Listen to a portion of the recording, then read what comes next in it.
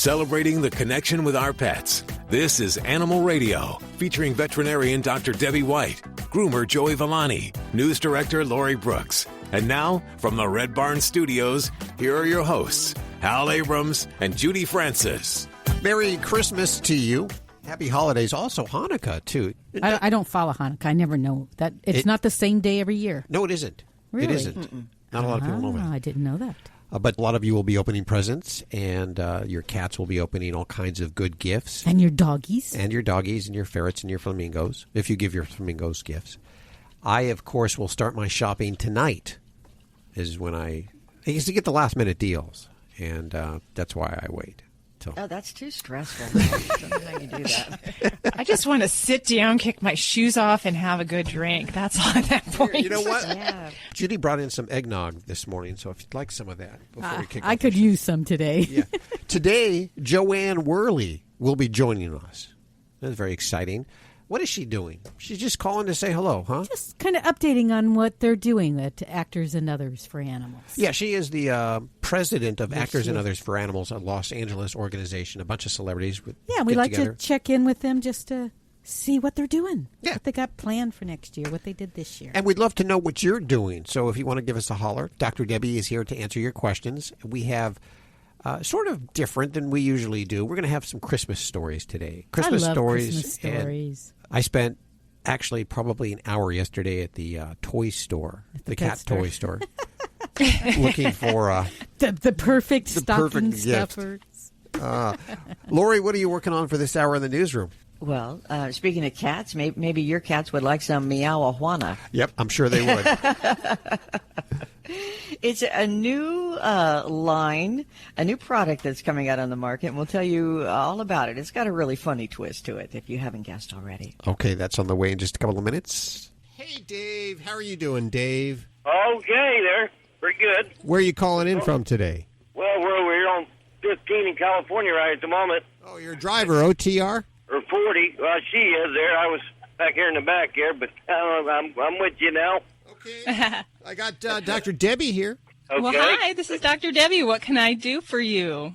Well, it's all about our kitty or our cat, or named Kitty. It had a worm or something here, and we put that stuff in the back. What's the name of that? Not the back of his neck. The Revolution. The Revolution. And he had like a little teeny white worm. You're seeing the worms in the poop, I'm taking that? Yes, yes. Okay. And anything else do you have? Are you battling fleas? Because that's what I was wondering if there were. No? No fleas. None of that problems. Okay. But it's just, if he's in the house once in a while, and, he's an in and out cat, whatever he wants to be, I guess. But, okay. I hate to take him up here to the vets and for the vet to do the same thing I'm going to do, because I put that stuff on him once a month. Yeah. I guess what I'm trying to figure out here is if they're applying Revolution, that works for some types of worms, and it's kind of important we know what kind of worm that have they diagnosed this? No, it's just, what do you say, a white worm, Karen? Yes. It's just a white-looking worm. All right. A little one, she said. And looks like it breaks off or whatever, I don't know. Ah, okay. Kind of like a dried-up piece of rice, perhaps? Like a dried-up piece of rice? Yeah. Yeah. All right. Well, good, because that kind of gets us to, even without having a sample, vets love when you guys bring in samples of things. So, number one, we'd want a poop sample to really know what we're dealing with. But from what you're describing, I might worry that this could be a tapeworm. And tapeworms don't always show up in a poop sample. So if you actually see a piece of this or a worm segment, we want you to bring that along to the vet office so we can make sure we're giving you the right medicine.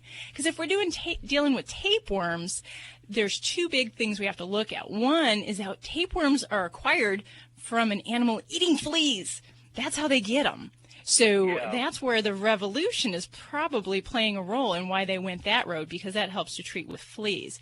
It's not really for tapeworms, though, so there are oral medications to help get rid of the actual worms that are internally. So those are things, there's a product called Drontal that we can use. There's a topical that we can use as well, but we would need something specific for those tapeworms. So I would make sure you pick up that phone and say, hey, we've got some worms, and Doc on the radio says we need to do some other things. And I think we can get some.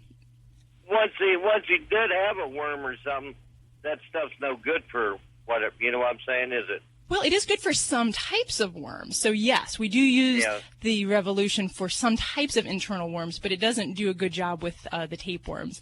And for kitties, I think a lot of people may go to that if we don't know what worm, because it's easy. We don't have to shove a pill down a cat. And who likes to do that to their cats? Well, one time the vet said he didn't want to stick his fingers in his mouth because the cat's so big. So he just put that stuff on his back of his neck. He said, that'll take care of him. Yeah. Well, that's what I've been doing too, and apparently it didn't work. Yeah. Well, if we are looking for a product that is a topical that is good for tapeworms, there is a topical one out there called Profender. So that would be what I might say. Write that down, Profender, and that might be the topical we want to use more for tapeworms rather than the other. So, yeah, and that's a big kitty. So, I don't know if I'd want to stick my fingers in there if there was a risk I wouldn't get him back. Yeah, that's what the doctor said. He says, well, I don't want to put my finger in his mouth. He might get me. And he just said, well, put this back here a minute. But that's the same thing I'm doing. And, so if he's getting it, apparently it ain't working, right? Right. So, yeah, and we also want to make sure that if we're still dealing with fleas, now we can treat a pet for tapeworms and they can still get them again. So we want to make sure we stay on top of flea management. So I'm not saying abandon your efforts for what he's doing currently for flea control, because I think that's going to still be very important. But we need to expand that and cover that up for the tapeworms. So just a little bit more medicine, that's all. Dave, we appreciate your call today. Good luck with those kitties there. It's toll free to talk to any one of the Dream Team. Hey, Jeff, how are you doing? Just fine. I'm a truck driver. I'm driving through Atlanta right now. Driving through but I'm Atlanta? Yeah, I'm on the way home. Do you travel with your animal? No, they took him out of the truck because, I don't know, I could try to get him back. But it's my wife's dog I'm concerned with. Okay, well, I got the doctor here, so what's up? It's a Chihuahua. He's a male. He's 5 years old, pedigreed. And he's never, he's marking my house, and he's humping on his toys. Okay, so I'm guessing this boy's got two things dangling between his hind limbs, huh? Right. He's not moving. Okay. My question was, if I have him neutered, will that stop? Or is that going to continue on? Well, what you're describing, those are sexual behaviors. So while it's impossible to say it won't happen at all, they're driven by hormones. So an intact male dog is very likely to hump on objects or people, and definitely marking is part of their communication. So my number one recommendation is, he makes a better pet, and it's healthier for him to get him neutered. So yes, I wouldn't hesitate to get that done. And only in some rare cases do we see dogs that will still mark, or that will still have some of those over-sexual behaviors like the humping and that. And in those cases, we have to kind of deal a little bit more training-wise with that. Oh, that's good. So definitely. Because, he's the inside dog. He only goes on a leash. And I've been trying to find a female. Made him, these are some awesome dogs. He doesn't need to breed just because he's awesome. You love him all the same. And everybody wants to breed their dog because they want to pass on the good genes. But you know what? Every day at the shelter, even here in Las Vegas, Chihuahuas, pure breed Chihuahuas, are put to sleep because they don't have homes. So I would stop you before you even think about breeding, just for the sake of, breeding on his good genes. Really. So yeah, I'd embrace castration. Go ahead and get this little fella neutered, help his behavioral problems. And then also, it helps to, save a life, because, those pups that might be born, would displace the hopeful adoption of some other dogs that are already waiting. What kind of cancers can we avoid if we get neutered and spayed? Well, in male dogs, definitely testicular cancer. It helps to decrease risk of prostate cancer in male dogs. And there's even some skin tumors in male dogs that are hormonally driven. So those can be eliminated or wiped out with castration. In female dogs, there's a lot. Mammary cancers. If we spay a dog before they go into heat, we can make the risk of breast cancer 0. If you wait until after they've had a few heats or let them have, babies, that risk of breast cancer goes up. So spaying also saves female dogs from having the problem of pyometra, which is an infection in the uterus, which is very, very serious, life-threatening, completely preventable by getting them spayed. So yeah, there's overwhelming evidence to recommend spaying and neuter. You're listening to Animal Radio. Call the Dream Team now with the free Animal Radio app for iPhone and Android. This portion of Animal Radio is underwritten by Fear-Free Happy Homes. Don't forget you can get your fix of Animal Radio anytime you want with the Animal Radio app for iPhone and Android. Download it now. It's made possible by Fear-Free Happy Homes, helping your pets live their happiest, healthiest, fullest lives at home, at the vet, and everywhere in between. Visit them at fearfreehappyhomes.com.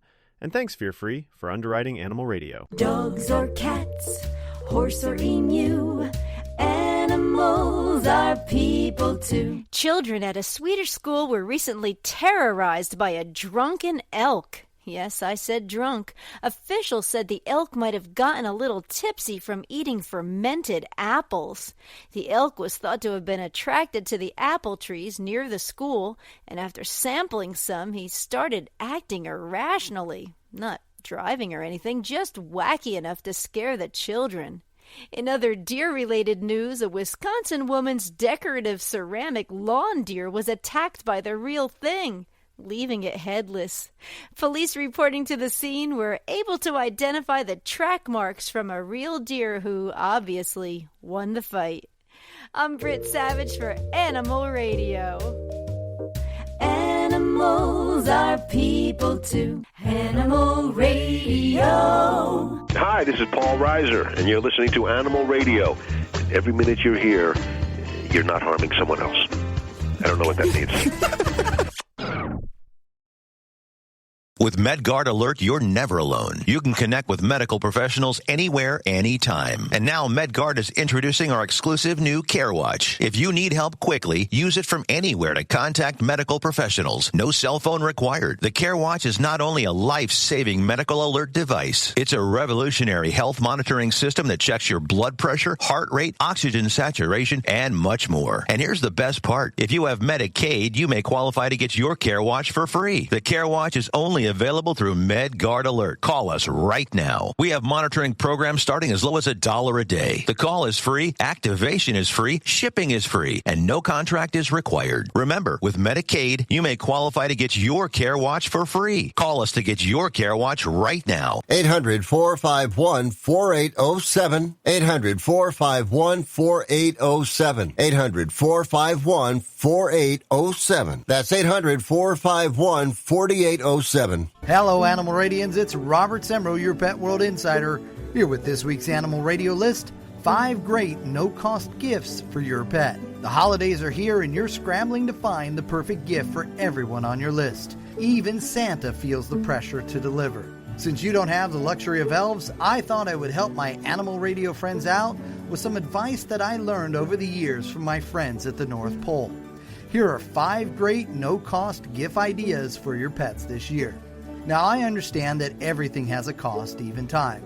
So know that these are low-cost ideas that will have a big payoff with your pets. Additionally, the internet and YouTube are your friend. Take a look at these treasure troves of DIY and simple-to-do projects and more. Let's begin with socks. Socks are not just for the feet. They're also for making play toys for dogs and cats who can be entertained and energized playing with a sock. We all have a missing sock match for a sock, as we know that the sock goblins always seem to grab 1 or 2 when we do laundry. Or maybe not. Maybe it's our beloved pet saying that they would love a new sock toy created with care and love by someone they know. So, a DIY sock toy for your pet should be on your list this year. Next, a homemade treat baked at home by you is a great way to treat your pet this year. I'm putting this in the no-cost category because it's very likely that you have the ingredients in your kitchen to make a simple but enjoyable treat for your cat or dog. It doesn't take a lot of ingredients, time, or money to create a treat that will warm your heart and fill their belly. Next up, cardboard boxes are more than something you put gifts in. In fact, cats, birds, dogs, and more often find a box very entertaining. If you want to add a little excitement for them, add a treat or 20 inside, and you'll see a motivated pet go to work with joy and excitement over this simple and easy-to-make gift. Okay, the next one is one that always gets an all moment from those who hear the story and an all right from those receiving the gift. That is a t-shirt pillow. It's just as simple as it sounds. You're going to take a few of your older, ready-to-be-retired t-shirts and stuff them into an older pillowcase or even one of the old retiring t-shirts. Seal the ends with a little bit of sewing or tie them off if you can't sew, and your pets will love this, in part because it's part of you that they're getting, literally. These retired shirts have memories and smells that are uniquely yours, and your pet will cherish them. Finally, the number one no-cost gift that you can, should, and must give your pet is time with you. Your pet needs this, and so do you. You're a family, and at this time of the year, family is what matters most. Share your no-cost pet gift suggestions on our Animal Radio Facebook page. This is Animal Radio, baby. Don't forget to download the Animal Radio app for your iPhone or Android, and you can listen to the entire show or ask your questions of Dr. Debbie or Dogfather Joey Villani right from the app, as well as browse our deep resources. It's a free download, so do it now. Hi, Maria. Hi. How are you doing? Hi, Maria. All right. I have a question. I have a 13-year-old Papillon. We've never boarded him, and I went and checked out the boarding place, and I'm worried that he's just real nervous. What are some of the things that I should do? Oh, great question. I mean, because I think a lot of people go through this type of thing. How is his general demeanor? How does he do in new situations around new people? He's very nervous. If he sneezes, he'll shake. Oh, no. So you don't want to clap your hands and get him all worked up there. That's all it takes. And the kennel that I looked at, they board like big dogs like huskies and stuff. Mm-hmm. So my concern is, he's so old and he's got cataracts and that kind of stuff, and they have an open area. What are some of the things that I should kind of tell the guy? Okay, very good. Now, a couple things that I would certainly recommend. One is if we have a way to have what they would call a quiet room, I would prefer that for him. Some kennels, they have a kind of a group area where big dogs and small dogs are all housed together, and that really can be a little intimidating for small dogs. So I prefer them to be actually housed separately if possible. If they can do that, that would be a big plus. Now, one thing I would do is I'd suggest basically a dry run ahead of time. And basically, we do this here at my office where if we have a new boarder where they're not really familiar with the situation, the building, I like to have them come in and have them spend a few hours at the office where they get to the familiarity where the pets walk, meet the people in the kennel care situation, because that really helps to build a relationship for the pet and helps them to kind of feel a little bit more at ease. So I would see if they might do a day boarding situation for you there. And is your dog kennel trained or crate trained? He's crate trained, and I was going to take the crate so that he'd have a safe place to go. And that's take a very blanket. good. Yeah, and you'll definitely have to kind of follow with whatever rules they have. But if you're allowed to bring those items, anything that helps to make him feel more comfortable and more at home. And I try to also make sure we stick to schedules and find out what the kennel schedule is. When do they feed? When do they walk? And if possible, make sure your schedule's kind of close to that. So if we keep up those repetitions, we know this time is when we're going to go for a potty walk. We're going to get food at this time. That is a little bit more makes it a little bit easier transition for the individual pet when they're kind of put in this kind of noisy, scary situation. And some dogs thrive on it. And, you'd be surprised. Some dogs just really, they love the group interaction. They hear the other dogs barking, and they really can have a good time with it. One other thing you might try, and we can certainly, I'm a big fan of using pheromones, and this is an indication where we can use a collar that has the scent hormone or pheromone impregnated in it, and it basically helps to release a calming hormone for the individual pet, and that might help to make a transition in this new environment. So I'd give that a whirl as well. Where would I find one of those at? You can find a collar like that, a pheromone collar, pretty much at any pet stores, any major pet stores, and then as well as at your veterinary office. So I'd give that a whirl. Okay, well, thank you very much. Okay, I hope that boarding visit goes well. This is Dr. Debbie with Animal Radio. Do you have a dog or a cat or a bird? Give us a call. You're listening to Animal Radio. Call the Dream Team now with the free Animal Radio app for iPhone and Android.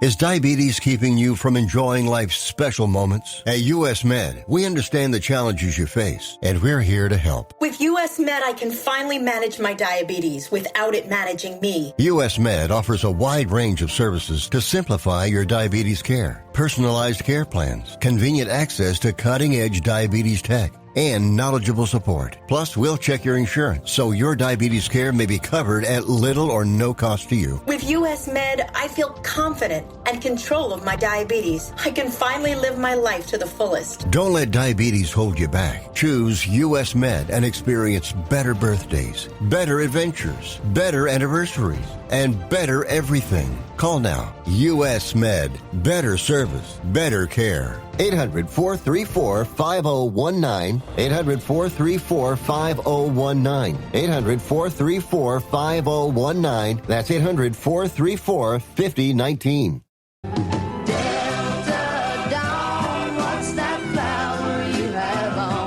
Hi, this is Tanya Tucker on Animal Radio. Love those pets.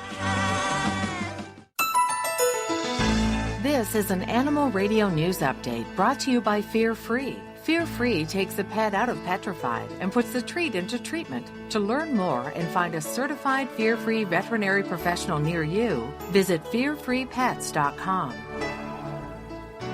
I'm Lori Brooks. Well, you probably know that those laundry detergent pods that so many people use these days are dangerous to children. But did you know that they're also very harmful to animals? Most soaps and detergents contain chemicals which are called ionic or anionic surfactants. And when a small amount of that is ingested, it's possible for pets to become really sick with gastrointestinal upset. You know, the typical drooling, diarrhea, vomiting, or even worse, they can get very serious respiratory issues. Of the cases reported to the Pet Poison Hotline over the past couple of years, they say 21% experienced a cough because of the irritation, 17% became lethargic for a few days, and 13% had difficulty breathing, including wheezing or other respiratory irritations. And one of the most serious problems that they say happens with these pods, because they're pressurized, is that they're punctured when an animal bites down on them. And when they're punctured in all that pressure, the force can literally send that surfactant down into your pet's respiratory tract. It can even aspirate and then cause some really severe respiratory symptoms. And it's because those chemicals in those pods are so concentrated, and it's just basically, you know, shot down there with that force of air. You know what? Those pods look so tasty. I mean, to me, they even look attractive. So I can see how a but dog... that's part of the problem. Yeah, I know. Yeah. Well, there's a nearly 2,000-year-old pet cemetery that they've discovered over in Egypt, and they found in it the remains of dogs, cats, and monkeys. And it was uncovered in this ancient Egyptian town, and a few of the animals were still wearing iron collars when they were laid to rest. And they say also the graves of 2 young cats, maybe kittens, included very intricate ostrich shell beads, and then some of the other presumed pets were nestled under mats or pottery jars. And all of that, they say, means that the animals were deliberately buried there with care. Experts who are working on that excavation site say the very careful treatment of the animals' bodies suggests a pretty emotional relationship between humans and pets. And that same area, as a matter of fact, was also kind of animal-centric from the beginning. It originally served as a way station for African elephants that were headed to battlefields way back in the 1st and 2nd centuries AD, when the region was a pretty busy trading center and the Romans were in power. History shows the Romans really loved their pets, especially their dogs. And one grave at this specific site held a young Mastiff type dog, so a really big dog. And testing showed its belly had held a final meal of fish and goat meat. And tests on the bones show that it suffered from a type of bone cancer that is still commonly found in dogs today. That dog's body had been wrapped in a basket and then covered with pieces of all this exotic broken pottery. Again, clear evidence that it was a very loved animal. Wow. And Meowawana. Yeah. Isn't that a great name? It's a company that is making catnip now, and they've launched a brand new product line that is creatively branded and plays on the euphoric high, that some cats get from catnip. The company sells 100% organic catnip that is available for shipping anywhere in the world, though it's actually grown in Southern California and in Washington State.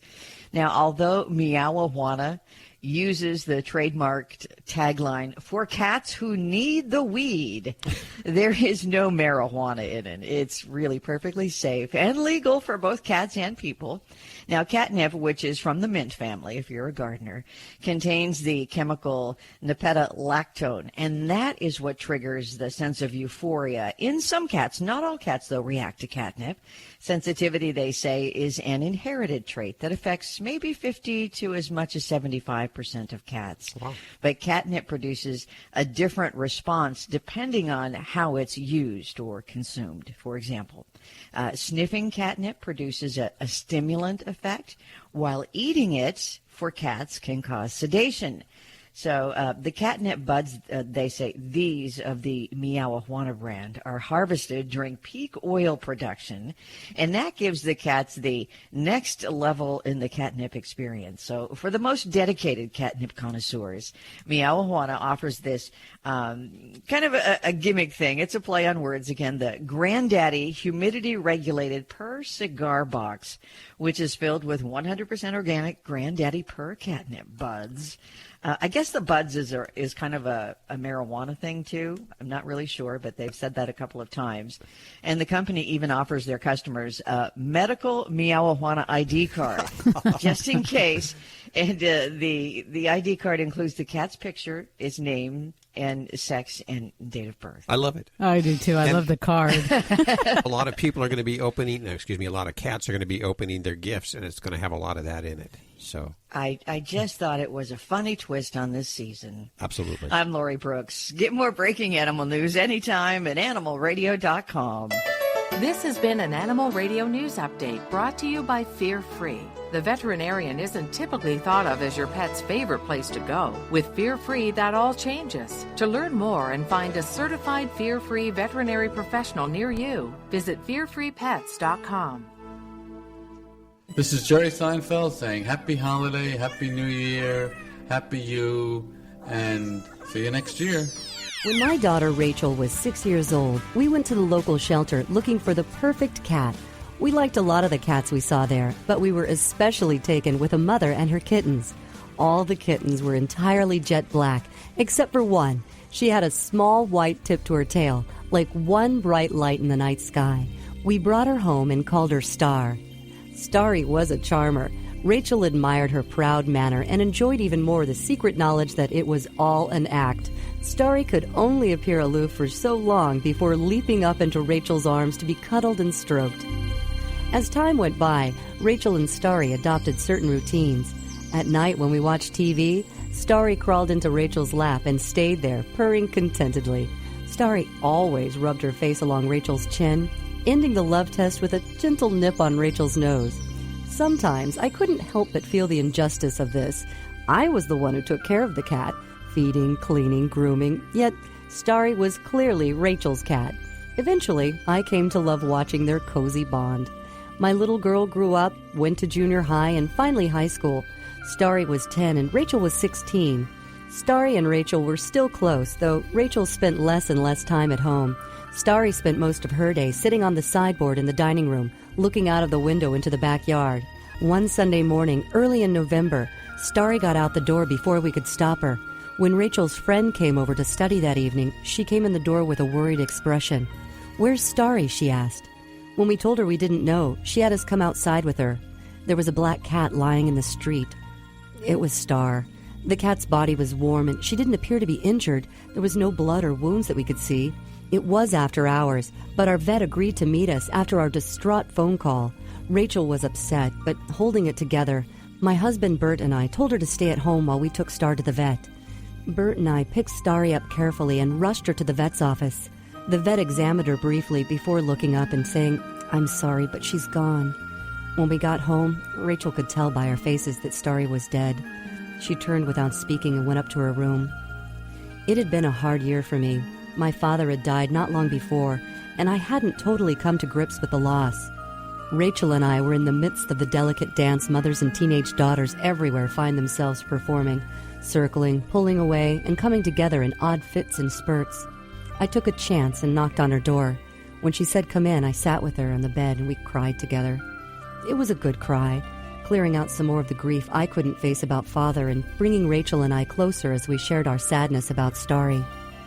Life went on. Thanksgiving came and went. Rachel and I both found ourselves mistaking black sweatshirts strewn on chairs or floors for our newly missing black cat. The sideboard looked desolate, empty of the warm presence glowing with life I'd come to expect there. Over and over, little pangs of loss stung our hearts as the weeks went by. I was out Christmas shopping when I saw it. It was a Christmas tree ornament in the shape of a cat angel, a black cat with white wings and a red ball between her paws. I had to get it, but bought it wondering if it would be a happy remembrance of the cat we'd loved or a chilling reminder of our loss. When I got home, I painted a white tip at the end of the angel cat's long black tail and hung the ornament on the tree. That evening when Rachel came in, she flopped onto the couch. She sat staring at the Christmas tree, spacing out after a long day at school and after-school sports. I was in the kitchen when suddenly I heard her gasp. "Mom," she called. "Mom, come here." I walked in and found her standing in front of the tree, looking at the cat angel with shining eyes. "Oh, Mom, it's Starry. Where did you find an ornament with a tail like hers?" She looked about 6 again. I gathered her into my arms, and wonderfully, she didn't resist. We stood together, looking at the tree, feeling our love for Starry and for each other. Our charming, nose-nipping cat was gone, but now Starry, the Christmas angel, would be a part of our family tradition for years to come. Sometimes you can make your own miracles. This is Animal Radio, baby.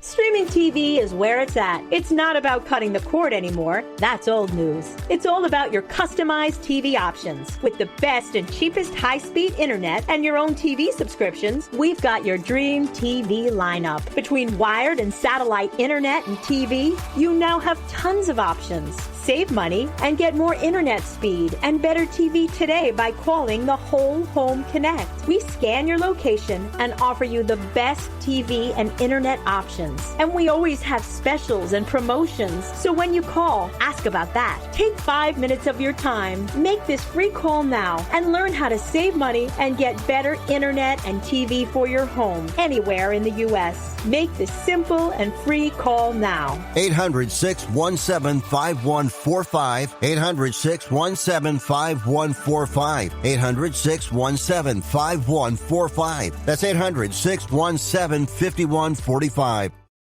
You're listening to Animal Radio. Call the Dream Team now with the free Animal Radio app for iPhone and Android. And let's go to Linda. Hi, Linda.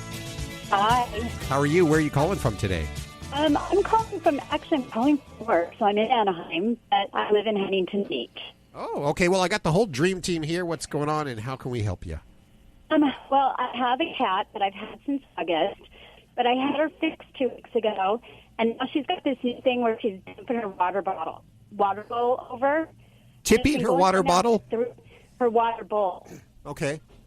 And she's doing it now for 3 days, and I don't want her to go without water, but I'm tired of the big, huge water mess I'm getting on my floor, and I don't know how to stop her from doing it. Okay, yeah. So first I got to ask you, what kind of water bowl is it? What is it made out of? It's a metal water bowl. Okay. All righty. So when I have cats that do this kind of thing, I like to first look at what is the motivation. What's causing them to do this? Because it could be a lot of different things, and we're going to approach this in a different way. It could be as simple as the bowl is there and the cat is bored. and it's something to do. So that's definitely one way we might address this. Some cats will also do this in the presence of their owners, and they do it more for attention getting. So, dogs may bark to get attention. Cats knock things off of countertops. They upturn things, and they do it because we get annoyed and we go, "Hey, what are you doing?" And we pay attention to them. Right. The other thing that sometimes I've seen that this can be a problem is when there's something that's I'll just call it offensive in the environment. Okay. We see this with dogs sometimes that have canned food that smells. They'll upturn their bowl because they don't like the smell of the food. Sometimes reflective bowls I found to be annoying for some animals, and they'll either avoid eating or drinking out of them, or do something like this. So you have to look at all those things. So the first solution I would have for you would be simply to get a bowl that's either designed not to be upturned. So if you have a plastic bowl that is the kind that can't be tipped, that would be one type of solution. The other thing I've seen is using more of almost like a saucer or a serving plate. Kind of like out of like a ceramic or a heavy material. And this for cats can be also a role, because when I talk about the offensive thing, some cats just don't like their whiskers touching the sides of the bowl. So whether it's a food or a water bowl, if they stick their face in there and every time they're eating or drinking, it's touching the sides, some cats find that a bit annoying and they won't like that. So a cat will tip their food bowl over to eat the food off the floor, or they'll seek out water in other places. So just examine the diameter of that if you can. I'm more worried that she's not drinking any water. I mean, I give her soft food that has moisture in it, but it's not like she was drinking before. She'd go through a whole bowl of water a day. Yeah, no, and I definitely don't want you to take water away from a cat or a dog during the day. Yeah, I took the bathtub on to a drip today while I was at work because she'll jump in the bathtub. And I thought, okay, at least there's water in there, and she'll drink it. Then she can't turn it over. Yeah. And, there's the kitty water fountain. Some cats find that moving water entertaining, and that would obviously be something that's very difficult to upturn if you're a cat. Dogs certainly could. Now, the other thing also is, we're talking about things like maybe a boredom issue or attention seeking. You want to make sure also that we are giving structured play time, interactive time that you spend with your kitty. And 5 minutes, 10 minutes at the max, maybe a couple times a day of doing something where she's chasing, she's pouncing, she's, practicing predatory activities. And that can be another thing also, just kind of that goes to not just addressing the boredom, but gives her some work to do. Because that's the one thing we take away with cats. We put them in our house, we put the food in front of them, and we kind of take away all the opportunities they have to be a cat in the wild. Yeah, I put things up above my window so she can climb up and kind of, she's got scratching posts that are like 4 or 5 feet tall, so she can jump on those. It's got levels on it. But I've just noticed certain behaviors coming out of her after I got her fixed, and I thought by getting her fixed it would mellow out a little bit, and instead I've got this different personality kitty, and I'm like, hey, what did I do? Well, I highly doubt. It's probably not related to being fixed. Yeah. And thank you, Hal, because that is definitely, I'd have to dispel that. It has nothing to do with hormones. And actually, for female cats, spaying them, it really isn't a way to kind of change their behavior unless it's related to estrus. So if they're acting horny when they're in heat, spaying does change that behavior, but it doesn't change their general activity level, their kind of playfulness, stuff like that. And same thing for male cats. It changes the desire to want to roam, get out, and kind of carouse, but it really doesn't change them from being a young, active cat. So yeah, it doesn't change that aspect of her at all. She's still as active as she was before. Yeah. So that's good and bad. But yeah, try some of those things with the different types of food bowls, water bowls, and then there's a lot of great interactive toys. And I know you said you're providing toys, but cats' attention span and interest in toys lasts less than 3 to 5 minutes. So even though you've got those things, in a few minutes it's already old news, and she's going to need something else. So you really have to pull something out and kind of different all the time, just to kind of keep her interested and kind of get her interactive with that. Okay, I was just hoping it wasn't an issue with all of a sudden I have a bigger issue. Maybe I should take her to my vet and say, look, and maybe she's got a kidney infection, because with her not drinking as much water, she's not using her cat box as much either, and that worries me. Oh, no, definitely. Yeah. So if there's a change in her elimination, now if she's not going to the bathroom as much because you're restricting her water, that's a simple fix. And that I would definitely, like I said, I'd stop that right now, make sure she has free access to water. But if you feel she's not eliminating enough or she's drinking excessively, then that definitely would be something I'd address at the doctor's office. Thank you, Linda, for your call. Let us know how that goes. Call us back if you have any more questions on that. From the free Animal Radio app, we'll head back to the phones after this. Hi, this is Mayim Bialik on Animal Radio. Please adopt a pet. If you're a diabetic, we have great news. You can end the painful finger sticks with a new CGM. Plus, they may be covered by Medicare, Medicaid, or private insurance. If you use insulin or have had hypoglycemic events, you may qualify. Call US Med now to learn more. 800-434-5019. 800-434-5019. 800-434-5019. That's 800-434-5019. Celebrating the connection with our pets. This is Animal Radio, featuring veterinarian Dr. Debbie White, groomer Joey Villani, news director Lori Brooks. And now, from the Red Barn Studios, here are your hosts, Hal Abrams and Judy Francis. And this hour on Animal Radio, actress, comedian Jo Anne Worley will be joining us. Someone called last hour and said, "Who's Jo Anne Worley?" Really? Yeah. I guess we're damn old. They never watched Laugh-In, yeah. They've never heard of Laugh-In. Or Hollywood Squares. Wasn't she a square on Hollywood Squares, too? I believe so. She did so much stuff. Yeah, She's funny. She is funny. She's so energetic. Before we go to the phones, what are you doing this hour in the newsroom? Well, there's a certain world leader, no names yet, who has been all over the news lately. This guy seems to have a lot of pictures of him with dogs. And apparently, he's a big dog lover, but who knew? So I will reveal his identity, because I'm sure you're going to want to know. Okay. I want to know. I'm curious. I mean, dog lovers are good people, right? I mean, it's for the most part. Person. That's what I thought, yeah. Okay, let's go to the phones. I believe we have, is it Doug? Hey, Doug, how you doing? Hey, folks. My girlfriend bought me a poodle. It seems to have a microchip in it, I guess. She got it from a poodle rescue organization, and they informed her that they were going to be the second to call in case of an emergency. Now, the only way I see this, that they could be doing this, is if their information was on that chip. How can I get their information off of that chip? Okay. So once you're actually the owner of this dog, you have the rights to have who you want as the contact information, with some exceptions. On most microchips, that'll have a record of where the chip was purchased from or where it was implanted. So that will stay on record, but that's not necessarily the contact information. So what normally happens is you have two options for contact information. Your first or primary, which is yourself, and then a secondary, which tends to be a friend, family member, someone who lives elsewhere than you do.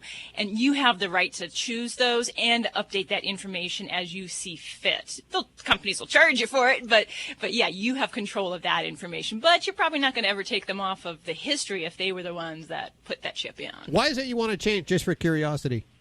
Well, I look at that more of it's a personal thing that, okay, they sold me the animal, I gave them their donation, and why should they have any further contact? Okay.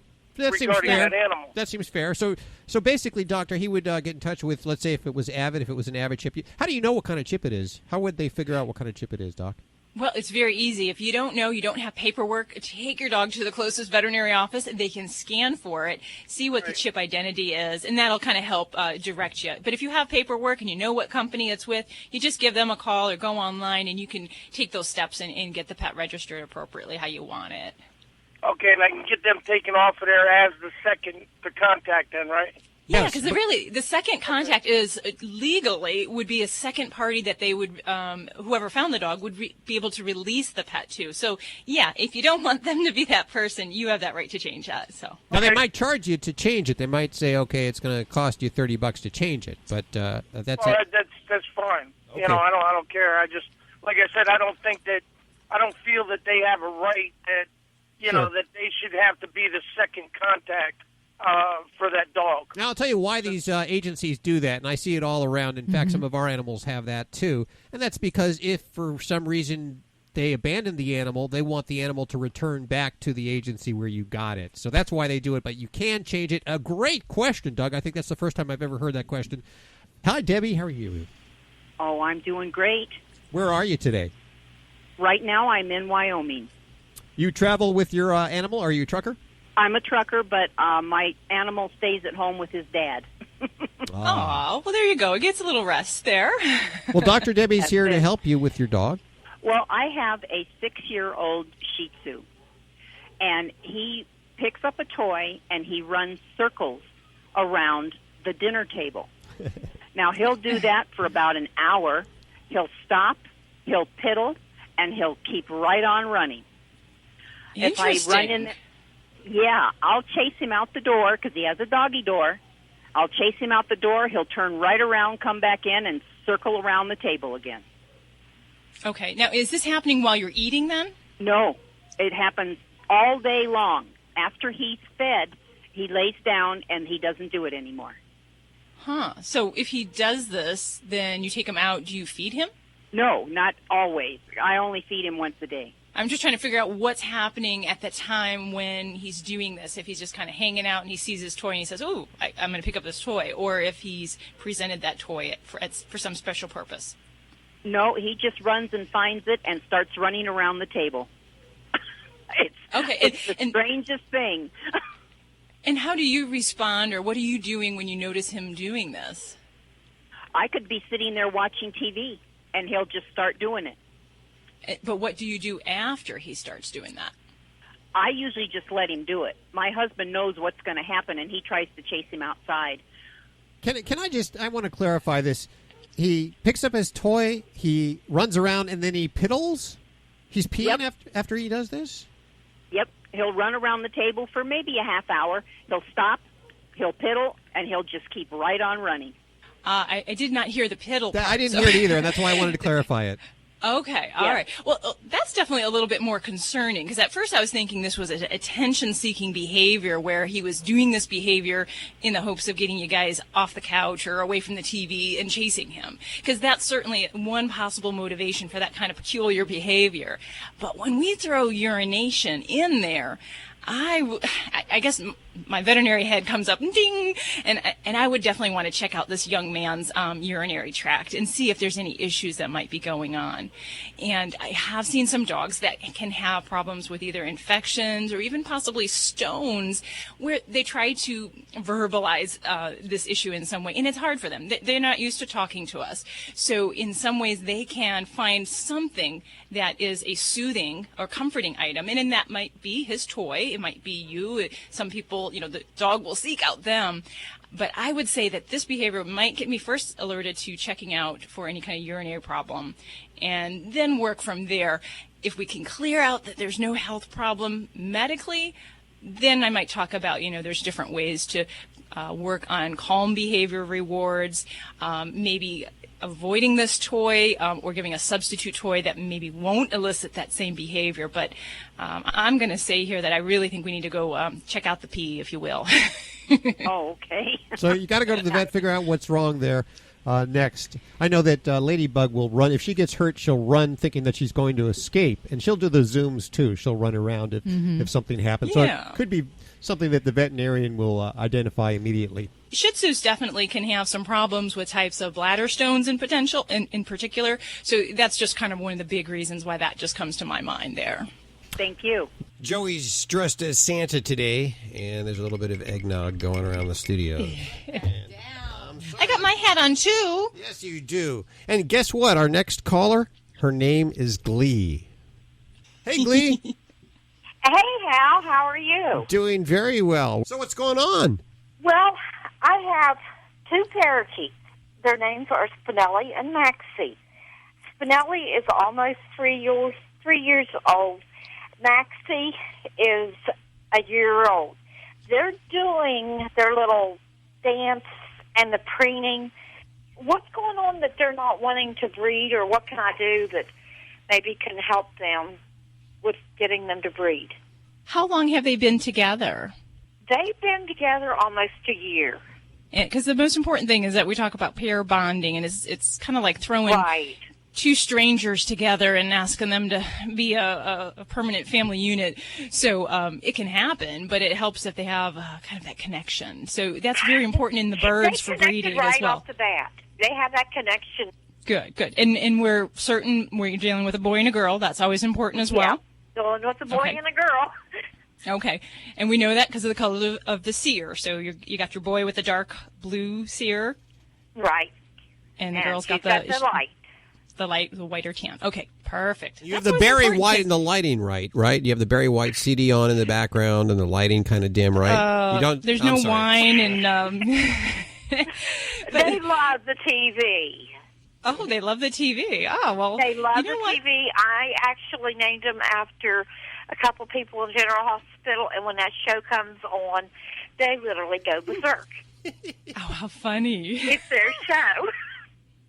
Oh, well, maybe we ought to get them watching daytime soap operas. That might be the thing to make a love connection here, Well, I guess some guidelines that we talk about when we're trying to get little parakeets to breed, and you may be already doing these things. So I put these on your checklist. Make sure you are or aren't doing them, and hopefully we can get everything ideal. If not, sometimes you can't make it happen.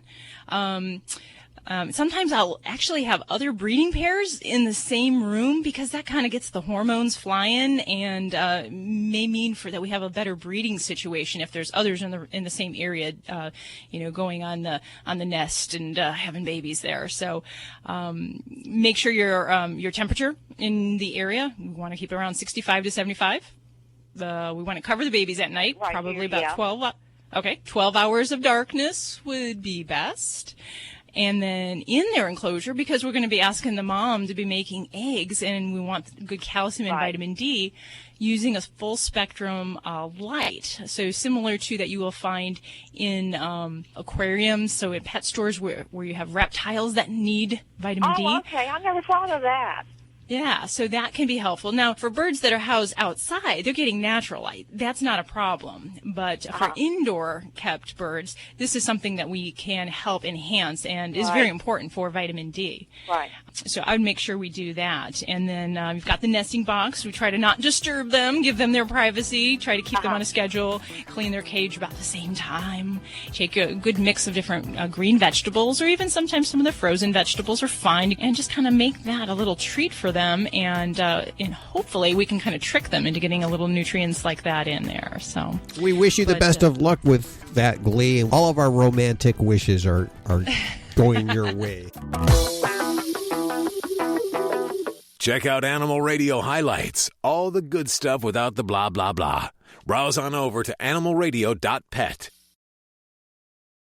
Happy holidays from your friends at Fido Friendly Magazine. The fall-winter issue is available now for your dog to sniff out all the great Fido Friendly hotels and great products to set all tails wagging. This is the must-have issue of the year. So subscribe today at FidoFriendly.com with code HONEY and get a 15% discount. Make this a gift for an additional $10 for your Fido-loving friends and have a Fido fabulous holiday.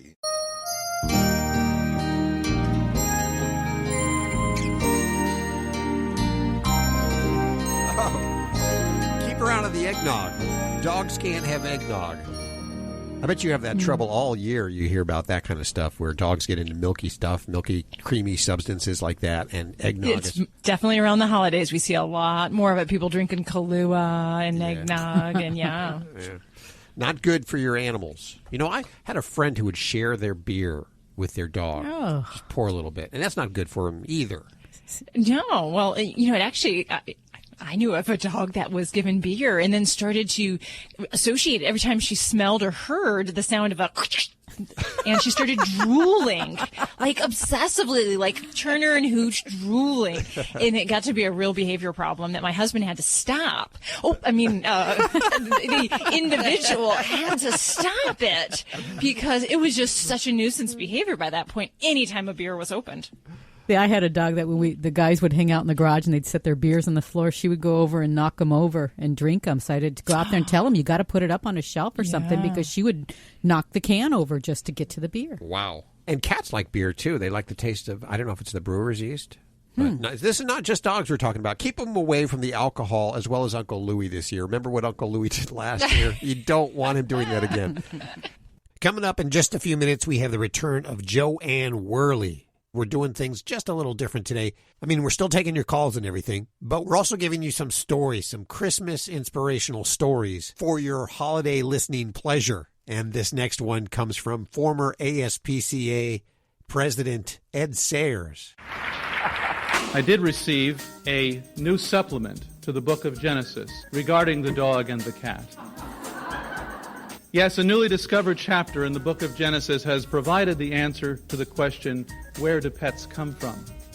Adam and Eve said, Lord, when we were in the garden, you walked with us every day. Now we do not see you anymore. We are lonesome here, and it is difficult for us to remember how much you love us. And God said, that is no problem. I will create for you a companion that will be with you forever, and that will be a reflection of my love for you, so that you will love me even when you cannot see me. Regardless of how selfish or childish or unlovable you may be, this new companion will accept you as you are and will love you as I do in spite of yourselves. And God created a new animal to be the companion for Adam and Eve. And it was a good animal, and God was pleased. And the new animal was pleased to be with Adam and Eve, and he wagged his tail. And Adam said, Lord, I have already named all the animals in the kingdom. I cannot think of a name for this new animal.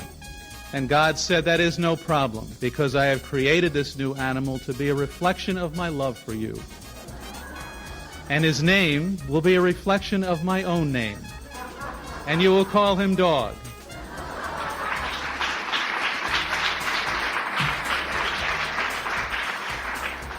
And Dog lived with Adam and Eve and was a companion to them and loved them. And they were comforted. And God was pleased. And Dog was content and wagged his tail. After a while it came to pass that an angel came to the Lord and said, Lord, Adam and Eve have become filled with pride. They strut and preen like peacocks. And they believe they are worthy of adoration. Dog has indeed taught them that they are loved, but perhaps taught them too well. And God said, that is no problem. I will create for them a companion who will be with them forever and who will see them as they are. The companion will remind them of their limitations so they will know that they are not always worthy of adoration. And God created Cat. God created Cat to be a companion to Adam and Eve, and Cat would not obey them. And when Adam and Eve gazed into Cat's eyes, they were reminded that they were not the supreme beings. And Adam and Eve learned humility, and they were greatly improved. And God was pleased, and Dog was happy, and Cat didn't give a shit one way or another. This is Jerry Seinfeld saying Happy Holiday, Happy New Year, Happy You, and see you next year.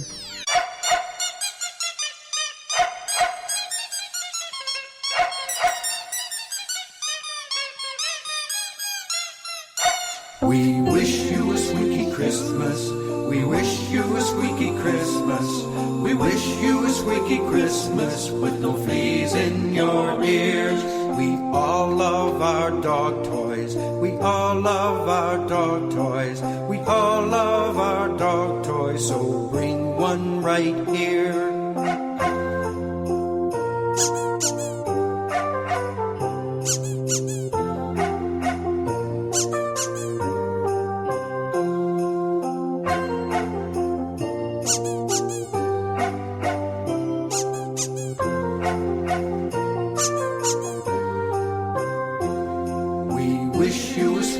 Christmas. We wish you a squeaky Christmas. We wish you a squeaky Christmas with no fleas in your ears. They fill us with dog joy. They fill us with dog joy. They fill us with dog joy. So bring one right here.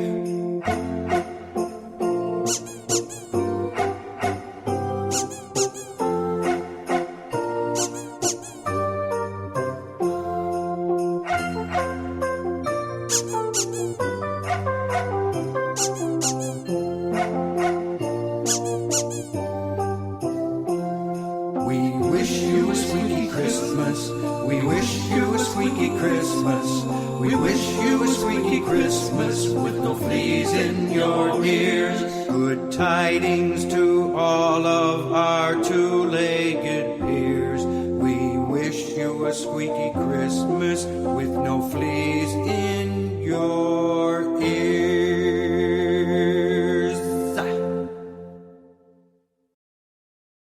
With MedGuard Alert, you're never alone. You can connect with medical professionals anywhere, anytime. And now MedGuard is introducing our exclusive new Care Watch. If you need help quickly, use it from anywhere to contact medical professionals. No cell phone required. The Care Watch is not only a life-saving medical alert device, it's a revolutionary health monitoring system that checks your blood pressure, heart rate, oxygen saturation, and much more. And here's the best part. If you have Medicaid, you may qualify to get your Care Watch for free. The Care Watch is only available through MedGuard Alert. Call us right now. We have monitoring programs starting as low as $1 a day. The call is free, activation is free, shipping is free, and no contract is required. Remember, with Medicaid, you may qualify to get your Care Watch for free. Call us to get your Care Watch right now. 800-451-4807. 800-451-4807. 800-451-4807. That's 800-451-4807. Hi, it's Alan Cable. Welcome to The Mess. Here's today's great dog story. You're going to love this. Olivia Sievers is a flight attendant that flies a lot, from Germany to Argentina. She spotted a stray dog outside of her hotel in Buenos Aires. She was drawn to him, spent a couple of minutes, and then thought nothing about it. But every time she came into town, the dog appeared to be waiting for her and would follow her around wherever she went. Looks like this dog knew who he wanted. Anyway, she arranged for him to be taken to a shelter and adopted. Some folks did adopt him, but the dog escaped the home and went back to the hotel. So Olivia decided she would adopt the dog and take him back home. You know, some dogs and people are just magical. This is Animal Radio, baby. Hey, don't forget, you can get your fix of Animal Radio anytime you want with the Animal Radio app for iPhone and Android. Download it now. It's made possible by Fear Free Pets, taking the pet out of petrified. Visit them at fearfreehappyhomes.com. You're listening to Animal Radio. Find us at animalradio.com. Log on, learn more.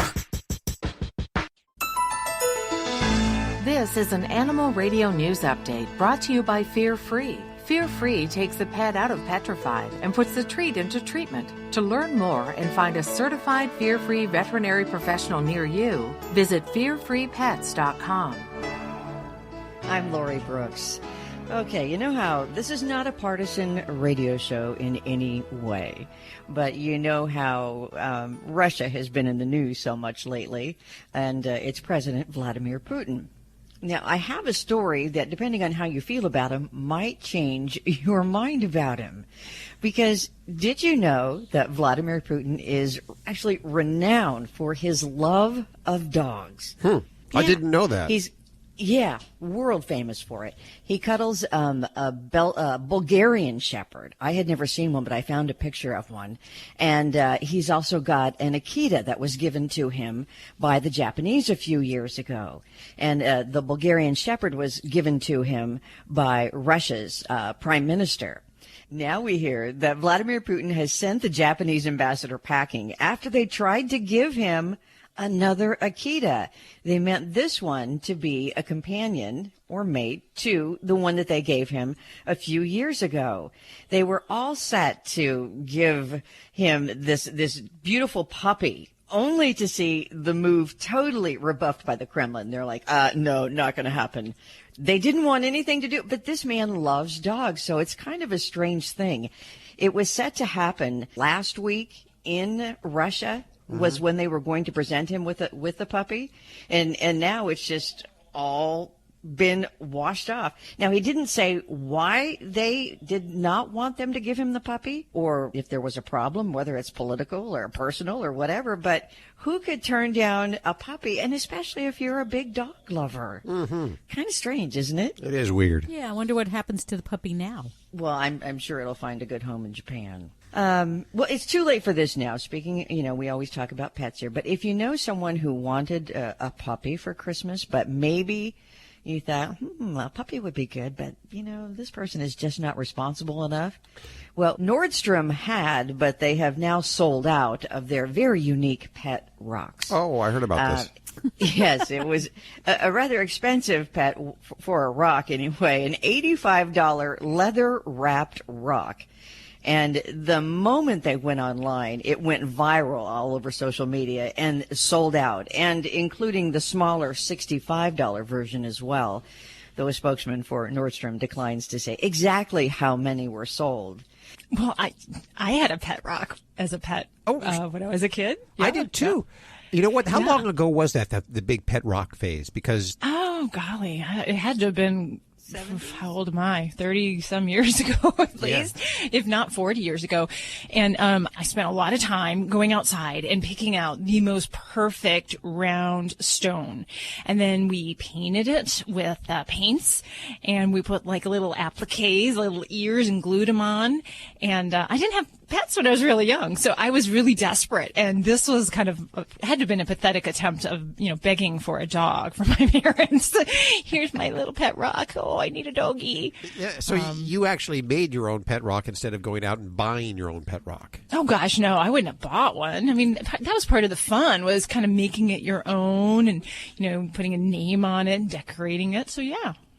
For you kids that don't remember this and think this is the first time the pet rock's been around, everything's very cyclical, of course. People wear old clothes again. The pet rock was big in the late 70s, early 80s, I think. And there was... they made millions and millions of dollars, these guys, just selling rocks and calling them pet rocks. Crazy, isn't it, really? It really is crazy. But they are low maintenance. But for $85, donate that to a shelter, please. Now, that's for the leather jacket, I'm sure. You might be right. Next, you'll be able to buy clothes for your pet rock. Well, they had that, too. Remember that back in the 70s? They had the clothes. They had... I'll tell you. It was an idea everybody had wished they thought of that. The website, Vet Street, has looked through its database, and they've got a huge one, to come up with a list of the most popular puppy names of the year. Okay. Their most popular male and female puppy names, we're going to start at number 5, are Duke and Sadie. Number 4 is Rocky and Lucy. At number 3 is Charlie and Luna. And then number 2, Cooper and Daisy. And the most popular puppy names are, and I have to say, none of you will be surprised because you all know these names by heart. In fact, would you like to announce what the number 1 names are? Because I know you will know. Max, yeah. And Bella. And Bella. Yep. Really? That's it. Yeah. Yep, Max and Bella. All over the neighborhood. Still up there. Yeah. Next week, though, we're going to be doing a list on the most popular dog names overall. These are just for puppies that were born this year. I'm Lori Brooks. Get more breaking animal news anytime at animalradio.com. This has been an Animal Radio News Update brought to you by Fear Free. The veterinarian isn't typically thought of as your pet's favorite place to go. With Fear Free, that all changes. To learn more and find a certified Fear Free veterinary professional near you, visit fearfreepets.com. Portions of today's show are a repeat from an earlier broadcast. Hi, I'm Dan Aykroyd. Have the happiest of holidays. This is Heather Locklear wishing you all the merriest Christmas. Hey, this is Sean Hayes on Animal Radio. Remember to spay and neuter your pets. You're listening to Animal Radio. If you missed any part of today's show, visit us at animalradio.com or download the Animal Radio app for iPhone and Android. Can I give a shaming? A shaming, yes. We welcome your shaming all the time. Well, I guess this is, how about a lesson learned that other pet owners can learn from someone else's Stupidity. Unfortunate. Yeah. So let's talk about something about, say, whether your dog gets bit at the dog park or your other dog and your two dogs fight and they kind of get into a squabble and nibble on each other. So someone gets bit. So what do you do as a pet owner? What would I do? I would go to the vet, but I'm sort of an overactive. Yeah. I guess I would take him to the vet, sure. Yeah. Yeah, so I would too. And especially, if there was actually some kind of puncture, if there was any bite whatsoever, you really need to go to the veterinarian. And a lesson learned is that we have a dog that 4 days prior had been in a little family squabble, in a kind of fight, and was just kind of put back in the backyard and not checked on for 4 days. And unfortunately, we are fast forwarding to a very major surgery with drains, having to remove tissue that's now dead. Really horrible, painful thing. And I left out the grossest part is that we now have maggots in the wounds. So what I can if I can impress upon people is, we all hate to overreact, but sometimes exercising a bit of caution is better in the long run for your pet's comfort and for your pocketbook. So don't be afraid. Go to your vet if your dog or your pet has some kind of injury and you're not certain the extent of it. It's always best to get that checked out. Better safe than sorry, right? Err on the side of caution. Yeah. Okay, that's maggots. Wow, that's They get into kind of late in the year for maggots. I know we kind of usually see that more spring and kind of early fall, but we have temperate weather here in Las Vegas, so it's. And that, of course, isn't going to be cheap either. Dr. Debbie, I assume a procedure like that, which could have been resolved pretty easily, I'm sure, is going to be fairly costly now. Yeah, and it's not among the most costly things in veterinary medicine, but yeah, what could have been just a couple dollars for antibiotics and some pain medicine is now going to be into the hundreds of dollars, if not more than that. So, yeah. Okay. If you want to talk to Dr. Debbie right now, she also likes giving second opinions. If you have questions about what your vet has prescribed or the treatment for your animal that has been suggested, she can say whether or not that is the common procedure. Now, of course, she can't see your animal like the veterinarian can. She can only go... but there's a lot of people that leave the doctor's office, whether it's the veterinarian or the human hospital, and you go home and you go, I forgot to ask a question, but I feel really stupid. That happens to me all the time.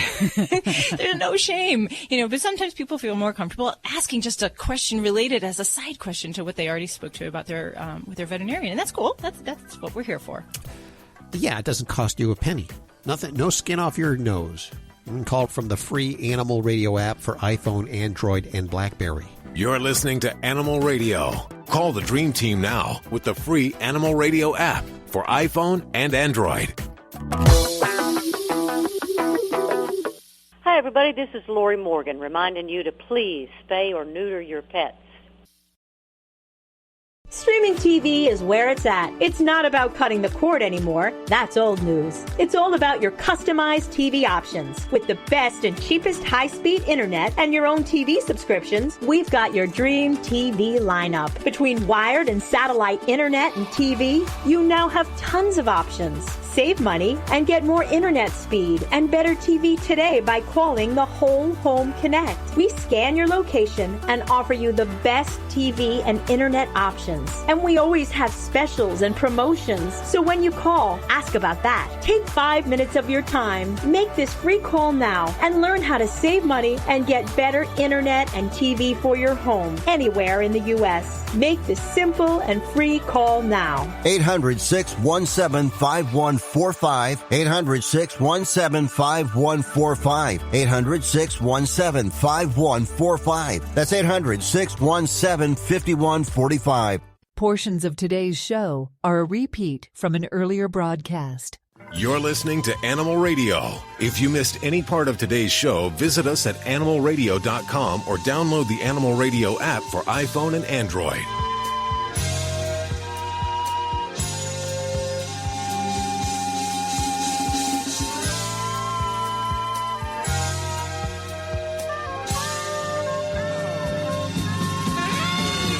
It's Animal Radio, celebrating the connection with our pets. We'll go back to the phones in just a couple of seconds for your calls for Dr. Debbie and for Joey Villani.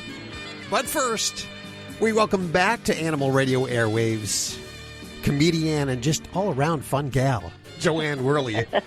Hi, Jo Anne. Hi. boy. How are you doing? Oh, listen to that crowd. They're going wild. Wow. There's more listeners than I thought there. And they're not silent, are they? No, they certainly aren't. Well, now, how are you doing? We're doing just fine, and I know you know why we're talking today, because on Sunday, we're having Actors and Others for Animals as having a fundraiser, and Paula Poundstone and Jay Johnson are entertaining, and Jamie Farr is presenting an award, the Betty White Inspirational Award, to Loretta Swit. And Lily Tomlin is presenting the It Takes Two Award. I wish I could make it down there. I unfortunately have a previous engagement. But you guys are doing such great... I want great... to know what that previous engagement is. You're going to try and slip that by. Unfortunately, I have a previous engagement. What are you doing? Are you in church? Well, you know, my proctologist. I have He's open on Sunday? Well, you know what? He gives me a special deal, but I have to come on Sundays for that. After church.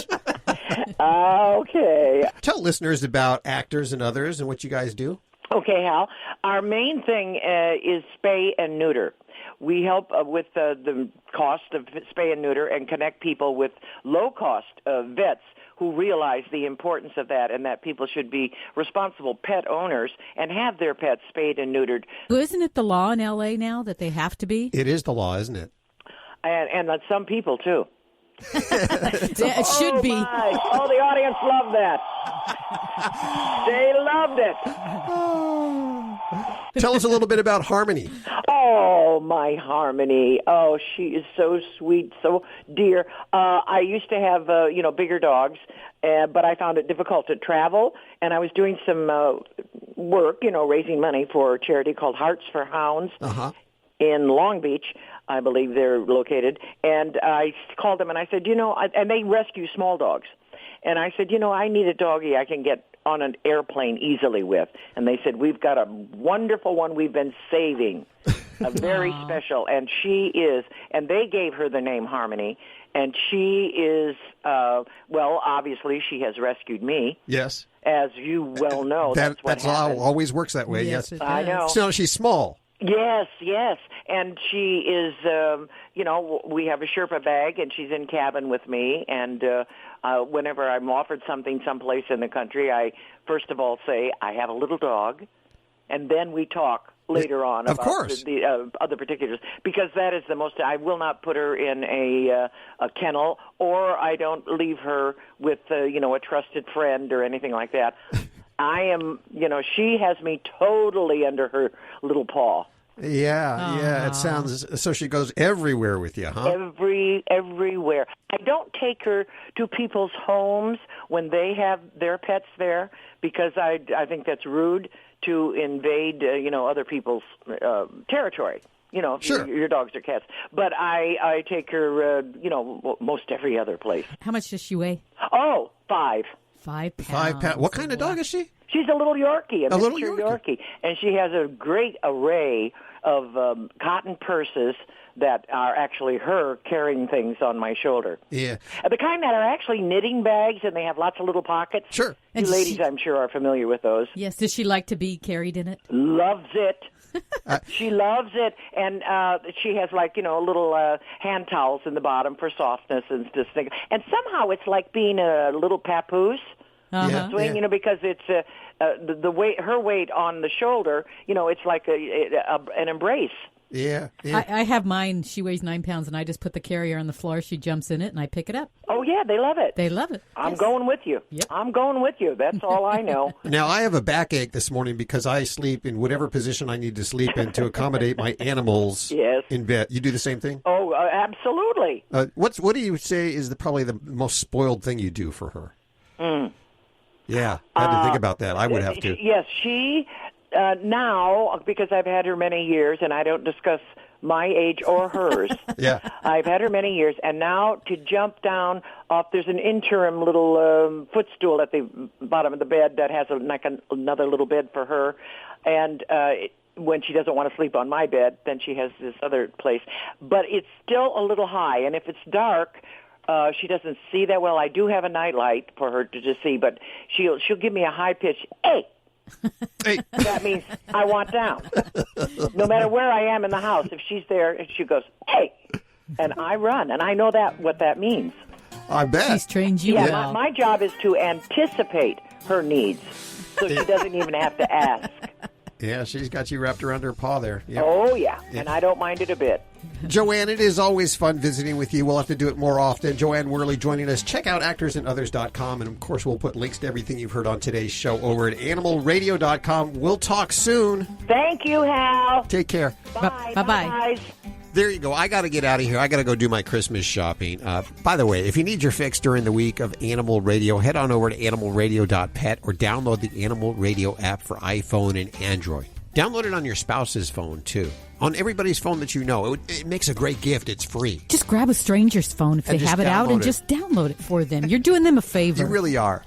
Have yourself a great week and a Merry Christmas and Happy Hanukkah. Merry Christmas. Happy holidays. Happy holidays. Gordy's under the mistletoe right now, so I'm going to go over and kiss that baby. This is Animal Radio Network.